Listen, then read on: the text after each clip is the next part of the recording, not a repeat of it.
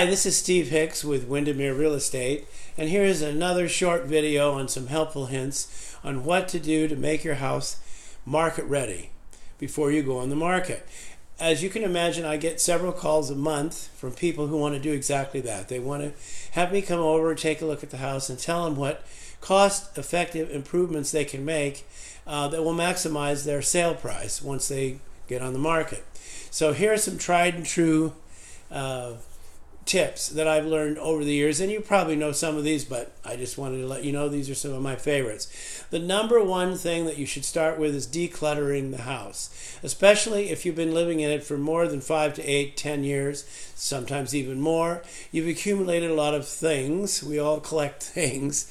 And what we're trying to do here is that once you go on the market, we want the buyer to be able to walk unimpeded through the floor plan of the house, look at each of the rooms, and if they're minimally staged with just basic pieces of furniture, the rooms will look bigger and the buyer will be able to visualize their own furniture and their own things in these rooms and not yours, and not be distracted by your things.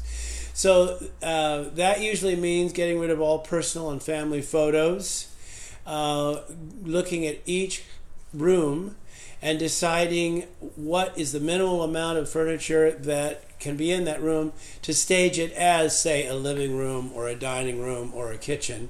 And obviously, if you're selling the house you're living in, you've got to be able to live in it while you're putting it on the market. So I'm not asking you to get rid of everything, but I'm very helpful with that. I've been doing this for so many years. The other thing I do when I list a house, if the seller wants it, is I'll pay for a 1-hour consultation with a home stager. So we'll get another set of eyes on this. And among the 3 or 4 of us, we'll be able to figure out what pieces we need to leave in a room and what pieces we need to remove. We wanted another common thing is small bookcases or end tables or just too much furniture in a room can make the room look smaller. So that's the first thing. After all, once you put your house on the market with me, you are going to sell it, so none of this is a waste of time.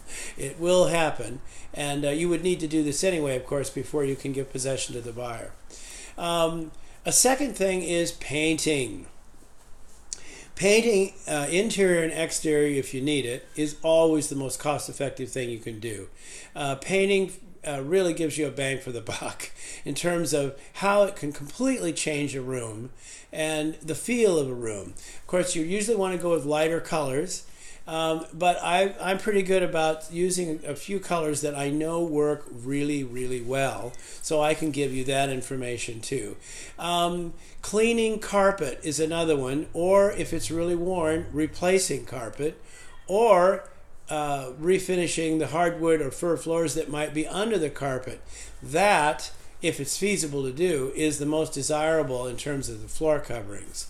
And then another thing is, just before you go on the market, I would recommend having a cleaning service come in and do one deep clean. Do all the things you don't really want to do, like the oven, all the refrigerator, taking everything out of that, all the floors, of course. The windows need to be professionally cleaned. This is all extremely important. And not finally, but the other big one, because there's a lot to this, is the lot landscaping. I have 2 or 3 landscapers that are reasonably priced that are very good for what they do, and because you want to improve the curb appeal of the house, and the whole lot needs to be pruned.